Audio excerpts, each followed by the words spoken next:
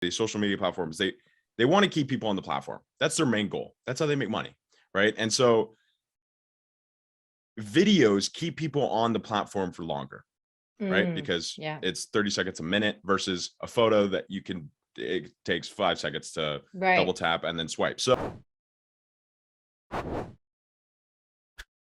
Hey everyone, welcome to another episode of Win the Hour, Win the Day. And I am your lucky host, Chris Ward. Today we have an amazing talent. Stone Fredrickson is in the house.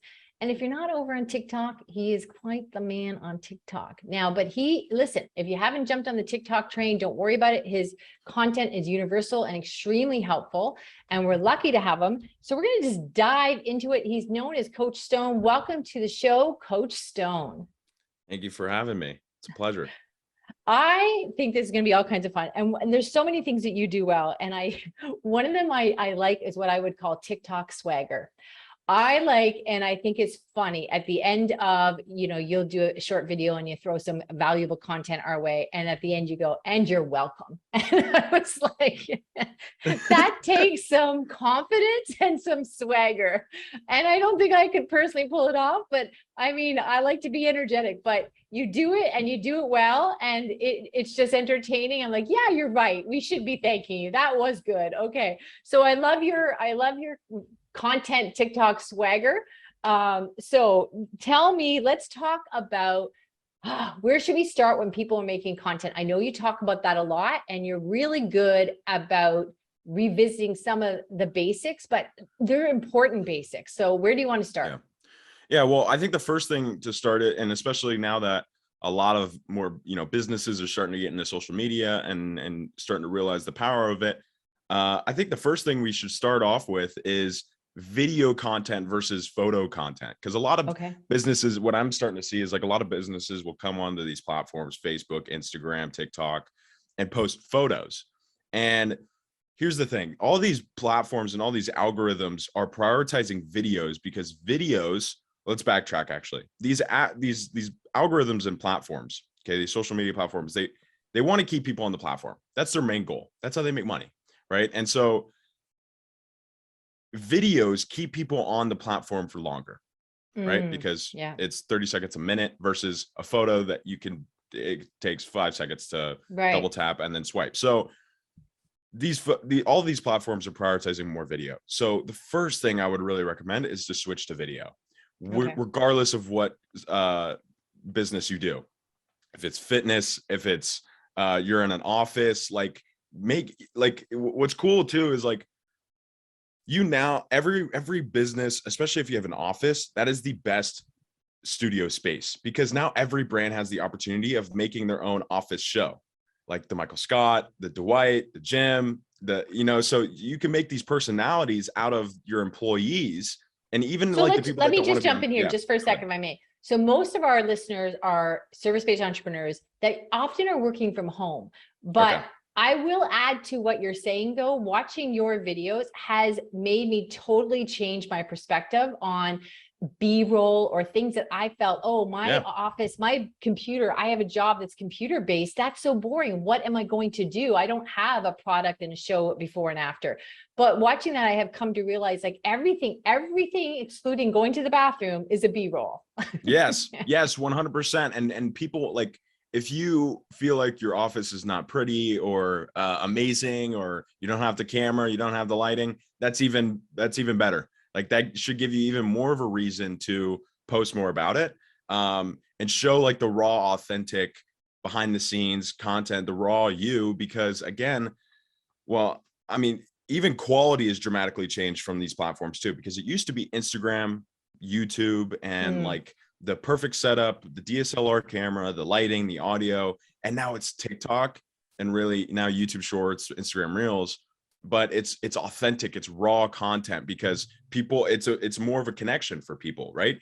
They can't really relate to the person that is giving them advice, that has this beautiful, show podcast setup like Dave Ramsey. It's just it's not relatable, versus the guy that's, doing what they're doing, struggling with what they're struggling with, giving advice or just a valuable opinion. I think that's super important. So now let me ask you this. Do you think, I remember one of your videos, you were going somewhere with your family and you showed you and your brother and your dad at the gym. And then you showed a quick little clip of here, I'm at my aunt's, we eat well, blah, blah, blah. And damn it all to hell, here I am watching a day in your life. It's like, what am I doing? But here I Yeah. was. Now, do you think that's because you had already, do you think it's because you've already established such an audience there that people are willing to watch it? Like, all right, we followed them this far, let's check out the day. Yeah. Because I think in my mind, oh, what do I need a day in the life for? Who the hell cares at this point? I don't have the followers or the attention that you do. So am I overthinking that, or like everything is just creating an intimacy and connection with these people? It's a great question. And I think, I think that's why it's super important to niche down in the beginning and build your audience and your core audience there.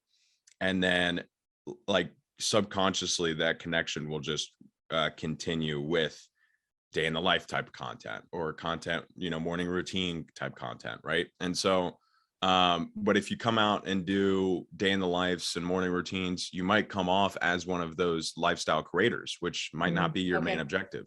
So, I think it's really building that core audience and that that really strong audience in the beginning that really knows, likes, and trusts you.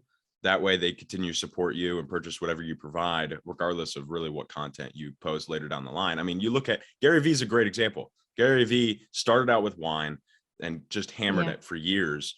And then he broadened out over time, started talking about college, trading cards, sneakers, all these things, NFTs now and garage sales. So he's all over the place now, but he's built this huge core audience and he's just moved to one place at a time. He hasn't really just like broadened out and let everything from cooking, finance, yoga, whatever. Like he didn't encompass all of these things at once. He just did one thing, hammered it, made a name for himself, and then just slowly continue to build. So I think that's the best strategy if you want to grow quickly and more optimally. I think too, another lesson that I got from TikTok, but especially you, was the rawness of it. Like you said, we could get it in our head back from the Instagram days of, oh, well, I don't want to show my office because it's not that nice, or I'm going to paint that room, whatever. Right. But I had this internal dialogue before you hopped on the call, because one of your videos was you woke up in the middle of the night, you couldn't sleep because you had something on your mind and you shot a video. And then I realized I can say, oh my gosh, like, I have been through so much with you. I was like, and I could hear my sentence in my head going, oh my God, I don't even know how to say this sentence, but I was like, I almost said, yeah, I've even been in bed with you, because what I'm thinking is like, and I didn't, and I was like, oh, that's not going to sound right. Yeah. But I get what you're saying. Yeah. I get what you're saying. But you brought the viewer in. So I think there is a certain following that you have a certain flexibility that the rest of us don't have at this point. But I do think perhaps part of the lesson here is you have that flexibility because it is clear communicating, it is raw, it's not polished, it's not over rehearsed. So it comes off again, more sincere, more authentic. Yeah. Well, and I put in the work. Like a lot, like I posted 3 times a day for both accounts while I was in high school, while I was playing hockey, while I was trying to maintain a social life, and while I was working a minimum wage job Monday through Friday after school. So, I mean, I was making Monday through Friday was completely full. I had school, then my job right after that was completely full. Saturdays was hockey, work, meetings, any consulting calls that I could try to fit in. And then Sunday was my batch day. Sunday was my day to make 50, 60 videos every single week. So I could post, 3 to 4 times a day for both my accounts. And I did that for a solid 6-7 months. And, until I started bringing on more clients and scaling my agency. So then I dialed it down. And so, and you make up a good point, especially now with all these, big, gurus like, Garyvee is a great example because he tells everyone, 4 times a day, 4 times a day. And everyone's like freaking out saying like, there's no way. Here's how to do it. Number one, you could batch content like I did. Take one day and just hammer out as many content videos as you possibly can. We're all about efficiency here for sure. Yeah. Batch work. Yeah. The other thing is, don't overthink it. Like you said, like I was literally no lights. It was just my computer light. It was at night. I didn't even have a shirt on, I don't think. And I just made a video of what I was thinking. How, TikTok is a once in a lifetime opportunity, all this. And so it's not overthinking it. And then it's making it a number one priority, because if you don't make it a number one priority, there are millions of others that are. And I don't believe in I don't have time. I don't. And Yeah. I believe in priorities. And so if you Yeah. could take, and these videos, again, don't overthink it. I mean, you could create a video in 10, 15 minutes. Look at my videos. They're not anything special. They're me holding my camera. I throw up a caption, I throw out some songs on the background, and boom, I call it a day. Now there's some strategy with that, and we might go into that a little bit later, but yeah, the strategy's there. So we're not minimizing that. What I'm saying is you're not getting seduced into all the pretty. And I also exactly. think too, let me just put this in here. I didn't bring it up at the top of the hour because I think it is, what do I want to say? Your strength is also your weakness. So I didn't even tap into the fact that your age. Yes, people, he just graduated from high school. And why I didn't is because I feel like, you have such a presence. I think your age in one hand doesn't matter because you have earned it. You've got the authority. It's kind of like I grew up in martial arts. If you got a black belt and you're 12, who cares? You're still a black belt, right? Yeah. But on the other hand, it is part of the story that you were able to do this, in high school, arguing with your parents, you didn't want to go to college. And now you've got this phenomenal, thing on TikTok that we're lucky to have you on the show with. So let's lean into a little bit more. Two things I want to address. One really quickly is about not getting caught up in the vanity numbers. And then something that I think you do spectacularly well, better than anybody out there, is optimizing with your stand store and everything you got set up. So can we hop onto those two subjects? Yeah, 100%. So we'll start off with vanity metrics. The thing that a lot of people get caught up with is comparing themselves and really looking at these numbers every day, right? Oh, they're not doing well. Oh, they're plummeting. What's wrong with my content? And the one thing that I really realized is that you can have the best content in the world. It might not just be getting shown to the right audience, especially with TikTok, because TikTok is an interest-based platform, meaning it's going to read what content you're putting out and match it with people that have similar interests. I know that's mind blowing. That's literally the power of TikTok and how all of these people are able to blow up so easily. But the thing is that they're not always good about that. Right. And so I know this because with my Coach Stone account, I posted 50, 60 videos and not one of them got over 1,000 views. But then I posted one more after that and it got 1 million views. Right. And here's the funny thing. I reposted some of those 50, 60 videos and then those went viral. So it was good content. It just wasn't getting shown in front of the right audience, in which case I needed to be trying new things, trying new styles, trying new structures and forms of content to see what clicks with that audience. Because every single time you post a video, this is the algorithm. I'll explain the algorithm in 10 seconds. It's just a test, right? So when you post a video, your video is sent out to a small initial group of people. We don't know what that is because we didn't create the algorithm, but let's just say it's 100, right? So your video is sent out to this small initial group of 100 people, and it's a test. If it succeeds, it goes out to 1,000 people. And if that succeeds, it goes out to 10,000 people. And if that succeeds, it goes out to 100,000, and so on and so forth.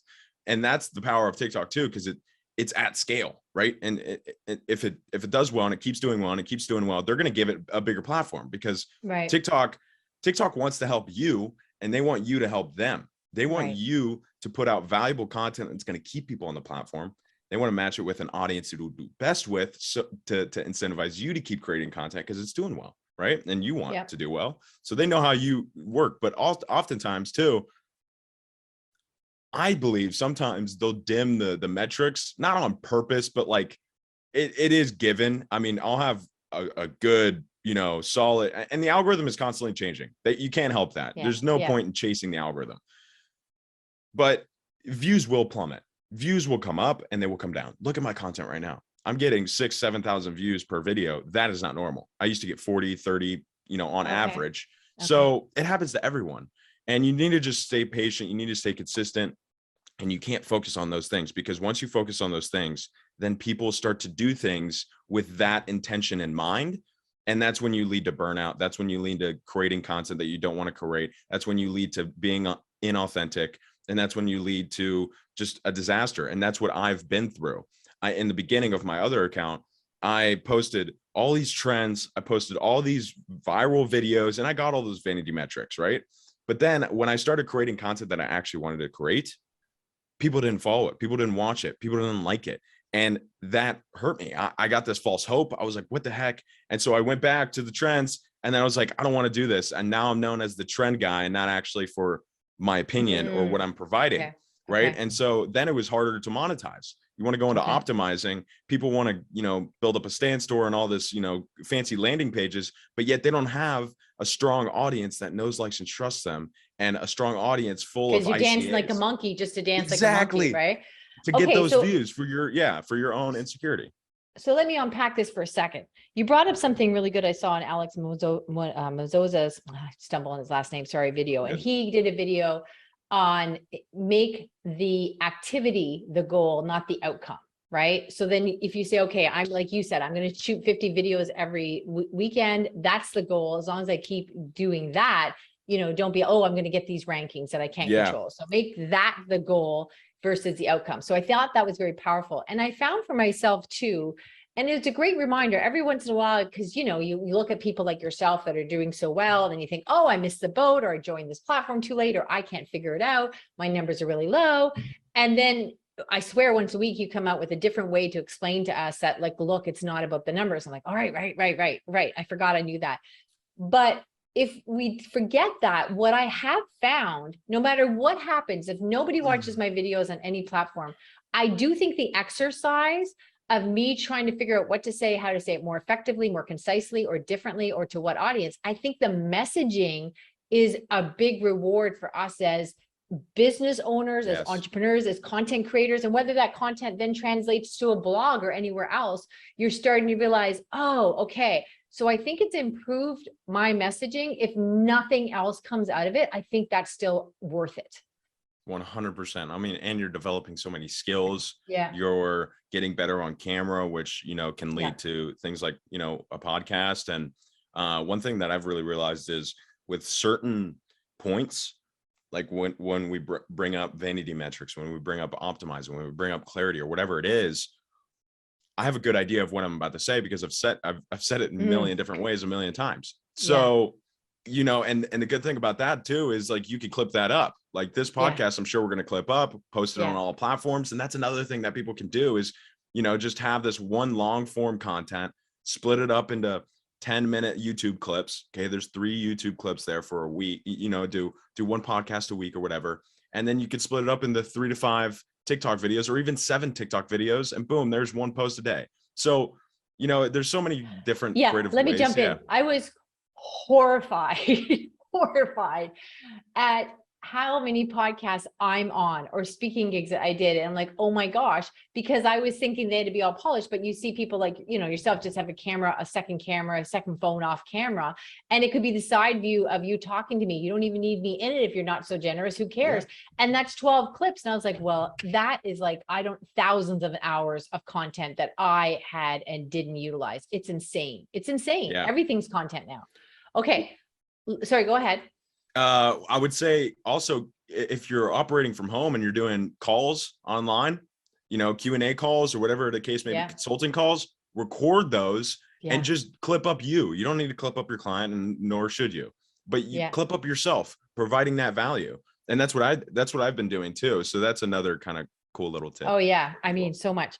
Okay. One of the things I think you do especially well, and seems unbelievably well developed and structured, is you're optimizing. And you did walk us through that once with the stand store. So why don't you walk us through what you do best there and some of the mistakes you see as far as optimizing?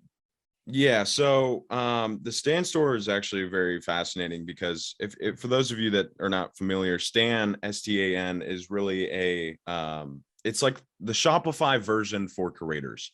It's like a Linktree competitor, but it's way better because you can, provide practically any service, any digital product that you want, ebooks, templates, guides, free guides. You can collect emails and phone numbers. You can do one-on-one coaching. You can do personalized video responses, memberships. I mean, the list goes on. So, and you could do this all in one platform, courses, everything. So, that's why I love the platform. And that's why, like, this is one of the only brands that I really work with for a year now. I mean, it's been about a year and a half ish. And I've worked with them before they really launched, and they've helped me really monetize effectively. And the good thing about that is because it's very simple. The customer journey is very simple. And it's that way because the people on TikTok are very quick. They're very quick. If they want something, they want it now, and they want to get it now. If not, they're not getting it ever again. So the point of really staying and the kind of the goal there is to, when people click on the link in bio, to get them to purchase whenever, you know, as soon as possible, as quick as possible, as seamless as possible. And so when you click the link, depending on how you set it up, it could be the next button that they click is buy now, not a, you know, a shipping address, and then you know, another checkout opt-in process. page. Yeah. And all, yeah, Yeah. yeah. No, all this. Yeah. You don't need any of it. So it's cutting out a lot of that fluff and really getting people to buy quickly. And that's why I love it. And especially with the link site too, you can do something called a call out. And I have all these videos. I have all these tutorials on my TikTok and the monetization playlist. So I run through all of this type of stuff, funnels and everything. But you can do something called a call out, meaning making a certain link or a product bigger than the other ones to really show your audience what you want them to purchase and check out. So that's huge too, because a lot of link sites look the same, and people get on the link site and they're like, what the heck? You know, I'm trying to look for something. I don't know what I'm trying to look for, but it's not here. But if you make a call out, hold on, let me unpack that just for a second. So what you do really well too, it's the stand store. So what you're saying is a great integration, and it serves well, and you're in alignment with that, and you support them. That's great. So it's a tool, but bigger than that tool is your evolution of, and I notice it, like, here's your free opt-in, here's your free opt-in, here's your thing for whatever, $19, here's something for 29. And oh, if you'd like to work with me, not even here's, you must apply, right? There's power in that as well. So the layout of your value ladder has been extremely well thought out. Thank you. Yeah. I mean, I think before you get into that though, it really starts with the content, obviously. I mean, people ask me all the time, they're like, how do you convert with your content? How do you sell? And I'm like, I literally don't. The content sells itself. I literally get on I get on calls with people, and I don't even sell. And they're like, I just want to work with you. How much is it?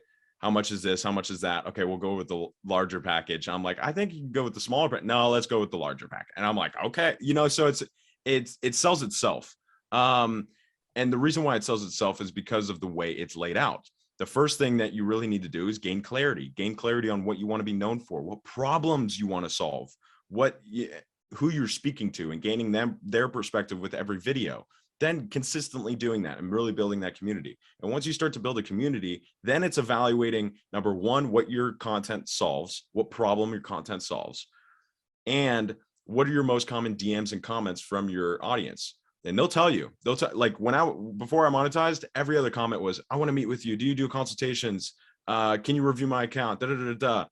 And so I just made a one-on-one coaching in my store. And then I slowly built out the back end of the funnel. Now, let me jump in here. Can I jump in here for a second? For those of us who are service-based business, so, and I know we overthink it, and then there's a thing before explain the thing, right? So I'm getting so much better at that. But when I work with entrepreneurs and we get them like 25 hours back a week within the first month of working with us, it's kind of under three things. We definitely attack their time. We help them build a team, and then what we call super toolkits, which are very different than boring policies and procedures that don't work and from the archaic corporate world. One of the things that I struggle with sometimes when I watch you do stuff, it's like, oh, you got a lot of amazing show and tells with TikTok. Here's how we're going to do this. Here's how it's show and tell.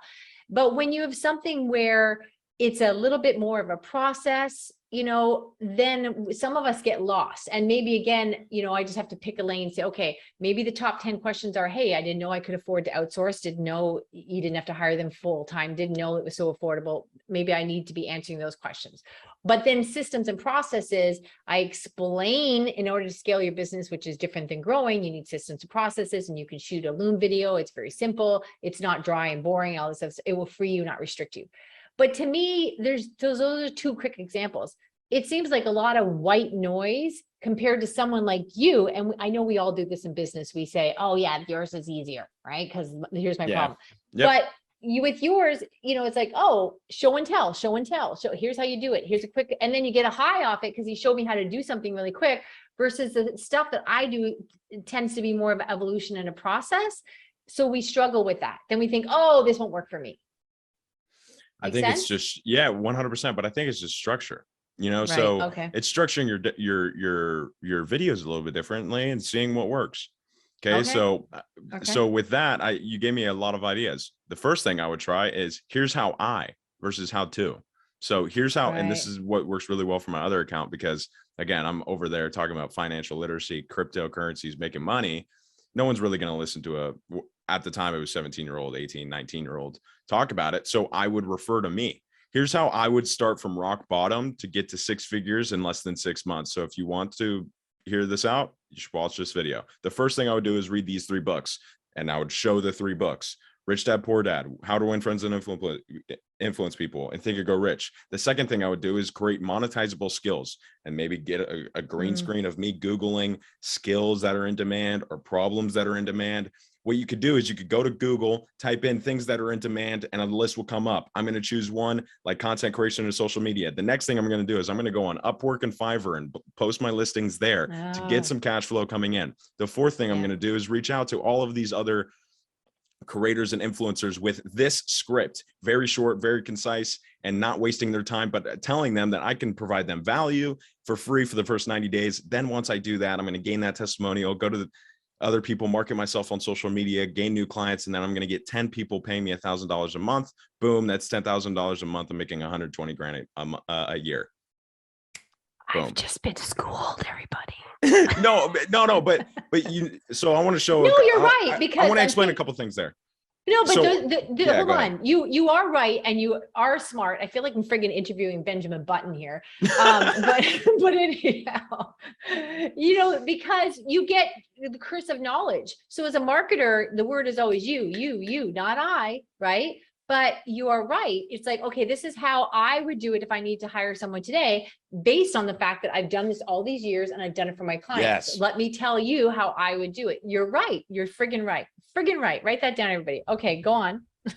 Yeah, well, and a couple things with that. Number one, I was showing.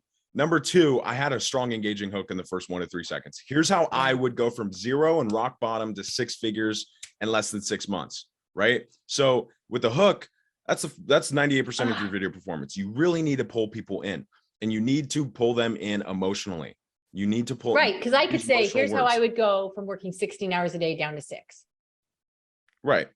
Instead of saying, this is what I did, and here's my freaking business, and I help others. No one cares about you. They just want value and dopamine for themselves. Okay. So if they can if they want to tune in, they can tune in. If they don't, so what? You just keep creating, and you keep optimizing. But also, like, maybe here's why I believe 99% of business owners will burn out and quit their business. A couple things with that. Here's why I believe. Right. Instead of here's why I know, or here's why every business owner will So that's another thing.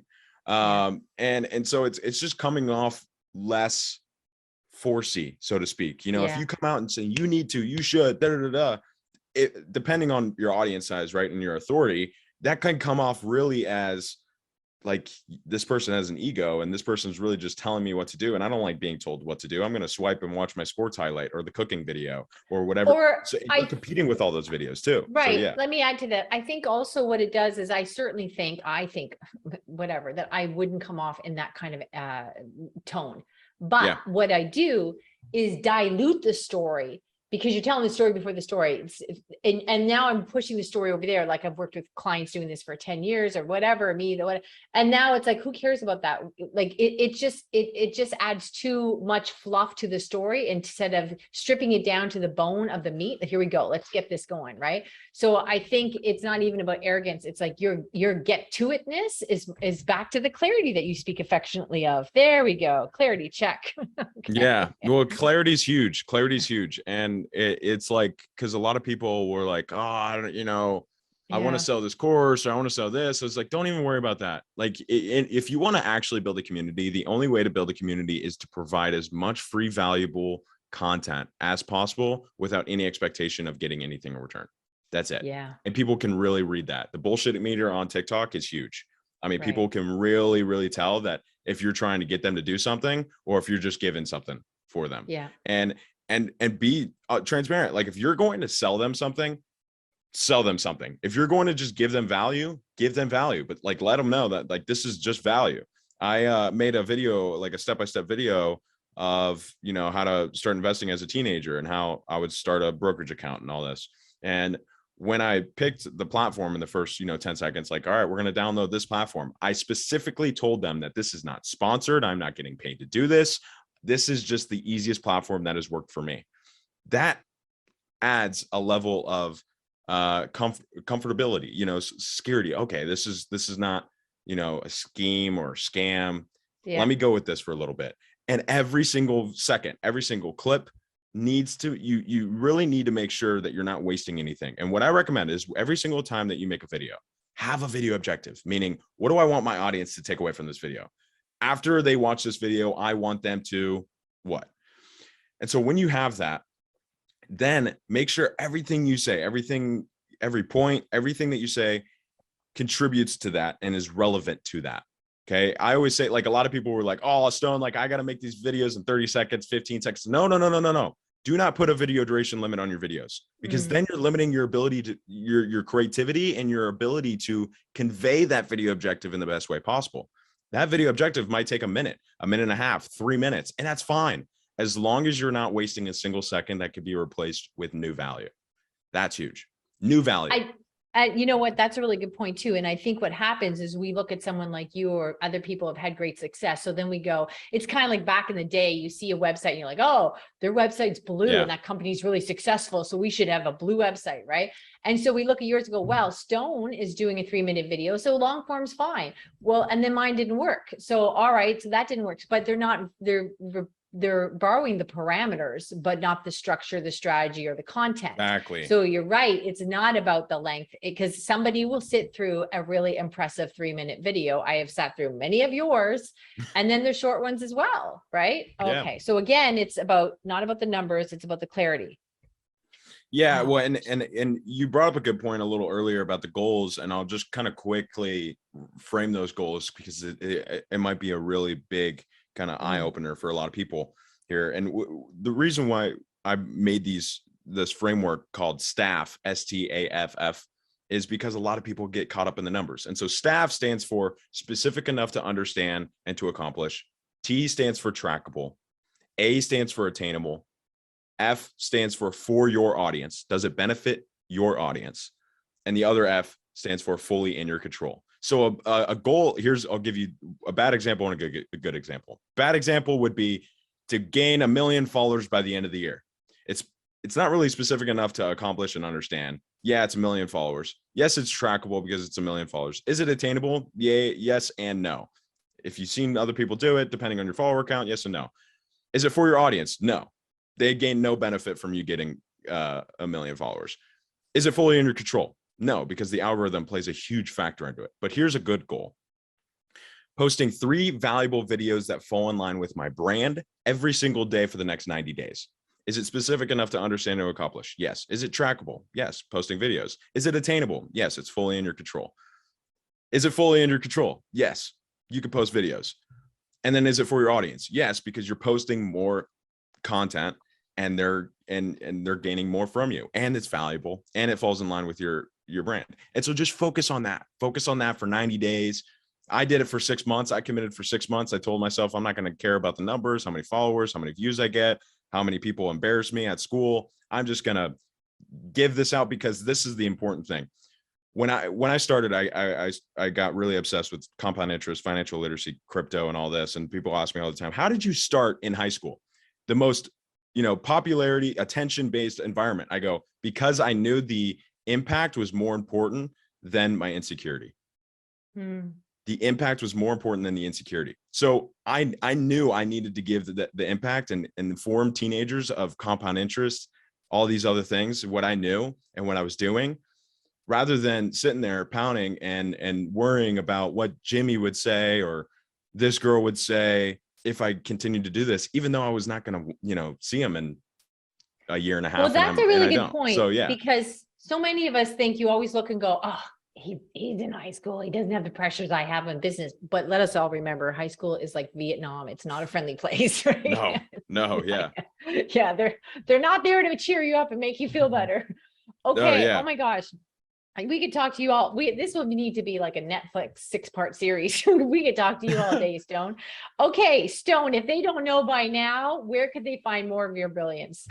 Yeah. So obviously on TikTok, Coach Stone is my TikTok kind of growing on TikTok account. And then I also have another account called Stone Fredrickson, if you want to check that out. But you can find me on YouTube, Stone Fredrickson, Instagram, Stone Fredrickson, LinkedIn, Stone Fredrickson. And then I also have a podcast, Sticks and Stones. You can listen to like on Spotify, Apple Podcast, and on YouTube. So that's where you could find me if you want to work with me, or if you want to find my resources or just get my free resources. You can just click the link in my bio on any one of those platforms. And yeah. And he is worth the price of admission. Check him out. I guarantee you'll definitely learn something in seconds. So excellent. Everyone else, we will see you in the next show. Thank you so much, Stone.